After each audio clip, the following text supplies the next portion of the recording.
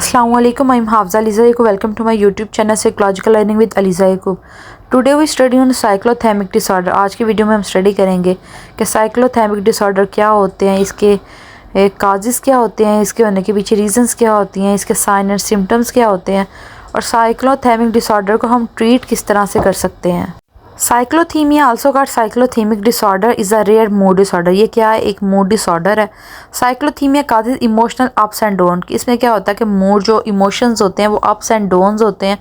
But they are not as extreme as those in bipolar 1 और 2। लेकिन इतने ज़्यादा जो है वो जो इमोशन है वो हाई नहीं होते कि जिस तरह के बाइपोलर 1 और बाइपोलर 2 में होते हैं कि बहुत ज़्यादा एनर्जी हाई हो जाती है इंडिविजुअल की। ऐसा इसमें नहीं होता, लेकिन क्या होता है कि इमोशंस जो हैं उनका अप्स एंड डाउन होता है। ये एक मूड डिसऑर्डर है। With cyclothymia you experience periods when your mood noticeability shift up and down from your base line. यानी कि साइक्लोथीमिया एक मूड डिसऑर्डर है जिसके अंदर क्या होता है कि इंडिविजुअल का जो इमोशंस होते हैं वो अप्स एंड डाउन होते हैं और उसके अंदर क्या होता है कि शिफ्ट होते रहते हैं कि यानी कभी जो इमोशन है वो हाई हो जाते हैं और कभी जो है इमोशन बहुत ज़्यादा डाउन हो जाते हैं। यानी कभी तो इंडिविजुअल का मूड बहुत ज़्यादा हाई हो जाता है, अप हो जाता है, और कभी यानी कि जो एनर्जी है वो बूस्ट अप हो जाती है, बहुत ज़्यादा हाई एनर्जी आ जाती है, लेकिन इतनी हाई नहीं होती कि जितनी बाइपोलर 1 और बाइपोलर 2 के पेशेंट्स में होती है। और कभी जो है एनर्जी लो हो जाती है, लेकिन इतनी लो नहीं होती कि जैसे कि बाइपोलर 2 के अंदर डिप्रेसिव एपिसोड्स आती है वैसी नहीं होती, लेकिन जो इमोशन है वो लो हो जाता है। यानी कि एटलीस्ट 2 ईयर्स तक, और बच्चों के अंदर और एडोलसेंट के अंदर क्या होता है कि 1 ईयर तक जो है वो इस तरह के मूड की डिसरेगुलेशन होती है। यानी कि अप्स एंड डाउन होते हैं इमोशन, लेकिन इतने हाई नहीं होते कि जैसे कि कोई मैनिक एपिसोड हो जाए या कि हाइपोमैनिक सिम्टम्स हो, और ना ही इतना इमोशंस लो होते हैं, डाउन होते हैं कि जैसे मेजर डिप्रेसिव एपिसोड हो। लेकिन इसके अंदर क्या होता है कि symptom have been present for at least half the time and the individual has not been without the symptoms. यानी कि इंडिविजुअल को क्या होता है कि ये जो 1 ईयर है चाइल्ड के लिए, एडोलेसेंट्स के लिए, या 2 ईयर्स का वैसे जो टाइम पीरियड, इसके अंदर हाफ जो टाइम पीरियड या एटलीस्ट जो 2 मंथ है ना, वो ये सिम्टम्स इंडिविजुअल के अंदर मौजूद होने चाहिए। लेकिन इसमें ये देखा जाए कि जो मेजर डिप्रेसिव एपिसोड है या मैनिक और हाइपोमैनिक एपिसोड है वो इंडिविजुअल के यानी कि इंडिविजुअल उनके क्राइटेरिया के ऊपर पूरा ना उतर रहा हो। इसके अलावा देखा जाए कि इंडिविजुअल को कोई और मेडिकल या मेंटल इशू तो नहीं है, कोई शिज़ोफ्रेनिया डिसऑर्डर या कोई और डिलूजनल डिसऑर्डर या कोई और साइकोटिक डिसऑर्डर तो नहीं है, या उसने कोई मेडिसिन का यूज़ तो नहीं किया, कोई ड्रग का यूज़ तो नहीं किया जिसकी वजह से इंडिविजुअल को जो है ये इस तरह के साइन एंड सिम्टम्स आ रहे हैं कि उसका मूड जो है वो हाई एंड लो हो रहा है, यानी अप एंड डाउन हो रहा है। अगर इंडिविजुअल को इस तरह का कोई इशू नहीं है और परसिस्टेंटली जो है वो 1 ईयर तक उसके अंदर जो है 2 मंथ तक उसको ये इस तरह के साइन एंड सिम्टम्स रहते हैं, और उसकी वजह से इंडिविजुअल की सोशल ऑक्यूपेशनल लाइफ डिस्टर्ब हो रही है और इंडिविजुअल के जो मेजर फंक्शन के जो एरियाज़ हैं वो डिस्टर्ब हो रहे हैं, क्वालिटी ऑफ लाइफ पुअर हो रही है,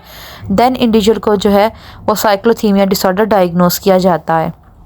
अब इसके अंदर जो है कुछ उसकी स्पेसिफायर है, या जैसे कि एंशियस डिसऑर्डर के इसके अंदर जो इंडिविजुअल होता है वो एंशियस होता है, उसको होता है कि कुछ होने वाला है, कुछ बुरा होने वाला है, या उसके साथ कुछ बुरा कर दिया जाएगा, जिसकी वजह से इंडिविजुअल जो है वो एंजाइटी फील कर रहा होता है, वो एंशियस हो रहा है। जैसे कि हमने बाइपोलर 1 और 2 के स्पेसिफायर्स के अंदर पढ़ा था, वैसे ही ये साइक्लोथीमिया डिसऑर्डर के अंदर भी एक स्पेसिफायर होता है।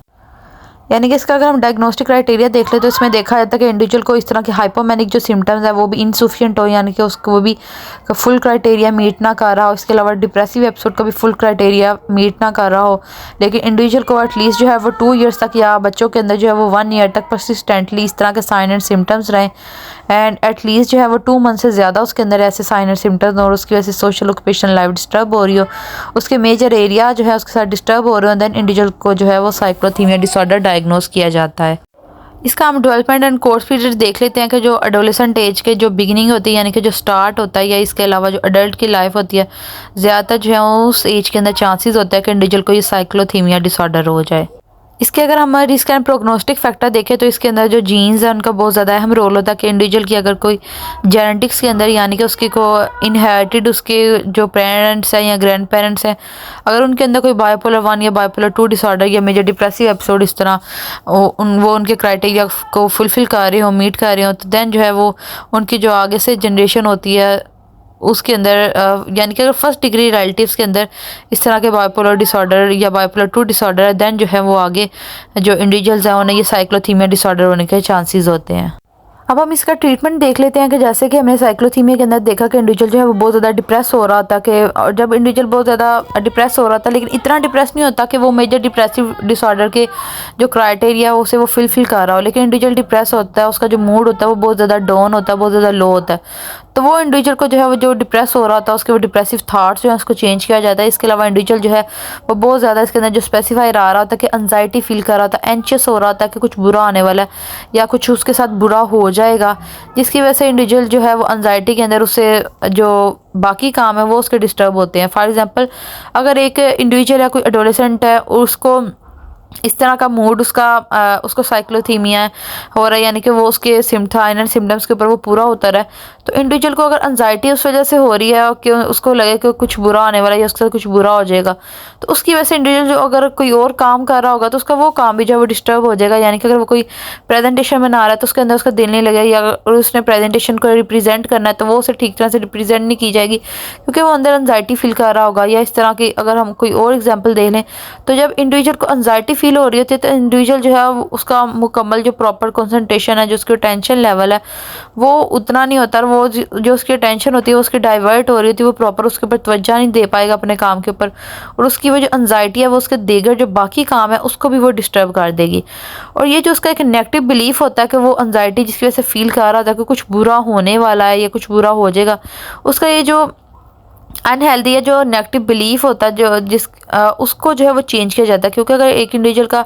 वैसा ही नेगेटिव बिलीफ होता है तो उसकी वजह से वो आगे नेगेटिव बिहेवियर के अंदर भी डाइवर्ट होता है, शिफ्ट होता है। यानी कि अगर एक इंडिविजुअल ने किसी के बारे में एक नेगेटिव बिलीफ बना लिया है कि एक, या उसका एक स्कीमा बिल्डअप होगा कि एक इंडिविजुअल जो है वो अच्छा नहीं है, तो आगे क्या होगा कि वैसा ही उसके साथ नेगेटिव बिहेवियर भी शो करेगा, क्योंकि वो उसे अच्छा नहीं समझता कि, तो वो अगर उसके साथ कोई नेकी भी करेगा तो वो उसे यही समझेगा कि क्यों ये मेरे साथ अच्छा कर रहा है, तो वो उसको उसका नेगेटिव मीनिंग ही लेगा कि ज़रूर इसने इसके बदले में मेरे से कोई फ़ायदा लेना होगा। तो इस तरह से जो इंडिविजुअल का जो एक नेगेटिव बिलीफ बन गया होता है किसी इंडिविजुअल से रिलेटेड, या उसको ऐसे नेगेटिव बिलीफ किसी और चीज़ से रिलेटेड हो जिसकी वजह से वो एंजाइटी फील कर रहा है, तो उसके उस नेगेटिव बिलीफ को जो है वो पॉजिटिव बिलीफ के अंदर, कोई हेल्दी बिलीफ के अंदर जो है उसको रिप्लेस किया जाता है, चेंज किया जाता है।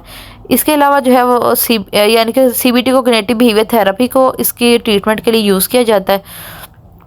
इसके अलावा जो है वो डिफरेंट स्ट्रेटजीज जो कि स्ट्रेस को किस तरह से हम मैनेज कर सकते हैं या एंजाइटी को किस तरह से कोप अप कर सकते हैं, इस तरह की जो टेक्निक्स हैं उनको इसके ट्रीटमेंट के लिए यूज़ किया जाता है, ताकि इंडिविजुअल जो एंजाइटी फील कर रहा है कि वो बहुत ज़्यादा एंशियस हो रहा है और जो उसके वो डिप्रेसिव थाट्स हैं, जो वो इंडिविजुअल बहुत ज़्यादा डिप्रेस फील कर रहा है, तो उसकी वो डिप्रेशन को जो है वो ट्रीट किया जाए, उसके वो डिप्रेशन को कम किया जाए, वो उसके साथ कोप अप कर सके, या उसको वो जो स्ट्रेस फील हो रही है जिसकी वजह से वो एंशियस हो रहा है कि पीछे उसके माइंड में जो एक टेंशन चल रही है जिसकी वजह से वो आगे एंशियस है, उसकी उस टेंशन को, स्ट्रेस को फाइंड आउट किया जाए और उसको जो है उसके साथ से कोप अप करने की टेक्निक सिखाई जाती है, ताकि इंडिविजुअल अपनी डेली लाइफ रूटीन के अंदर जो है वो प्रॉपर वर्क कर सकते हैं। उसके जो डिफरेंट एरियाज ऑफ फंक्शनिंग जो डिस्टर्ब हो रहे हैं उसकी इन मूड की अप्स एंड डाउन की वजह से उसको जो है मेंटेन किया जाए, मैनेज किया जाए। ये थी हमारी आज की वीडियो। उम्मीद है आपको वीडियो पसंद आई होगी। Like the video and subscribe the channel. Thank you so much. Thank you for watching.